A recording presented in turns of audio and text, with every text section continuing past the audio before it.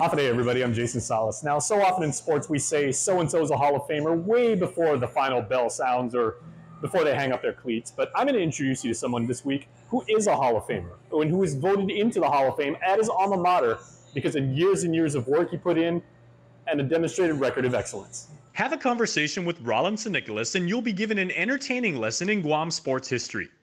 True to his work at UOG as an associate professor of library science, he preserves information and happily shares its significance. Yeah, so I played in the Miller Football League for 10 years, and I made first team All-Star for 8 of those years. And I am a product of those that came before me and those that helped form me. My offensive line coaches were like Jimmy Nahalawa, Andre Artero, Jero Nugiluhan. Then I met Tony Posadas, and he was all about perfection. So he taught me about execution and hard work and giving it your all every single play. And then I met George Hernandez, who took that to another level and made it structured. And I met Lauren Cruz, who was a brilliant strategist. And so I took all those coaching tips and things that I've learned from them and was able to develop into the player I was. While he now spends his days ensuring accuracy with his alma mater's digital archive, he was a dominant force on the left side of the Triton's offensive line in the 90s and was recently selected to UOG's Athletic Hall of Fame. I had a conversation with Doug Palmer, and he was surprised to find out that UOG actually had a football team. And I said, you have to understand that UOG had a great football history with many great players who deserve to be on that Hall of Fame.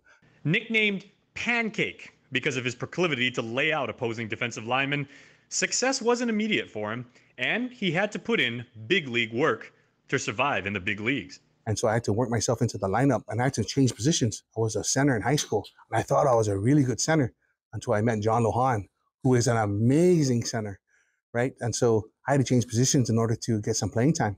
And so I played guard and tackle for the UOG Tritons in the 93, 94 seasons. And it was a learning curve because high school football, I was the biggest, strongest, I was fast. But in the men's football league, I wasn't the biggest or strongest. UOG's undefeated 94 team had a pair of distinct goals: flawless play and dominance. And by that merit, Roland's honored to be the first to represent his team of stars. They mastered execution. They were so precise and they played with perfection. Our defense was unbelievable. They played like they practiced. They practiced hard every single day. And this is a men's league, and I show up at 5 o'clock and everyone's there, you know, coming from work and participating and getting better every single day. Now 50 years old, Roland credits this track record of excellence to his foundation in high school. As part of the legendary FD class of 1991, he explains how even in a Catholic college prep school where each class is naturally close and strives for achievement, the young friars he graduated with are much more than mere classmates. They're truly brothers for life. We meet often. We play golf together. We have dinners together. Our kids are grown, are out of the house. Most of them are out of the house already. I think that setting at FD, having all boys together, kind of kept us together. So everyone wants to be the best.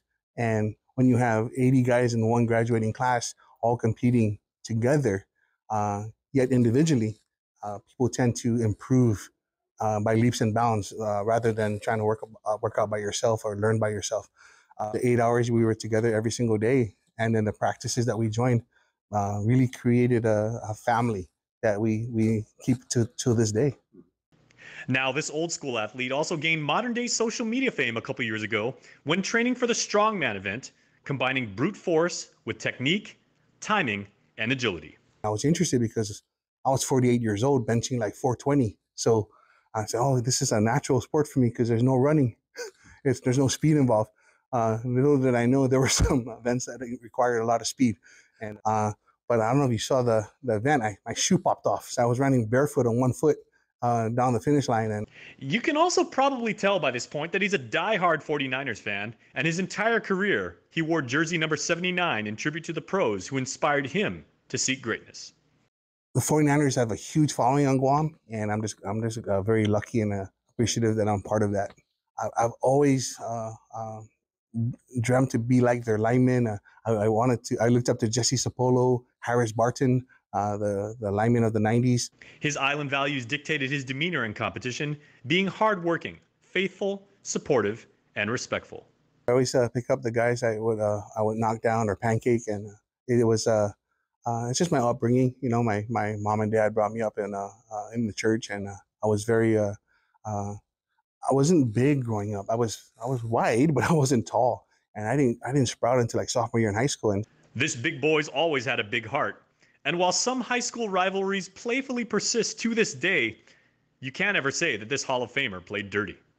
When I played, I gave the person the respect that I wanted, but I always played angry. I played focused. I played mean until the whistle blew. And when the whistle blew, my job was done. So I would help them up and pat them on the back, and I would never put someone down for how I dominated them, because I didn't want that to come back to me. And I respected the game, and I respected the position, and I respected everyone that was out there.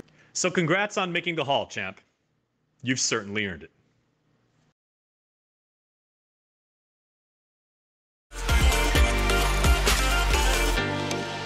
KUAM Sports Ambassadors is brought to you by Subway, Powerade, and Body Armor.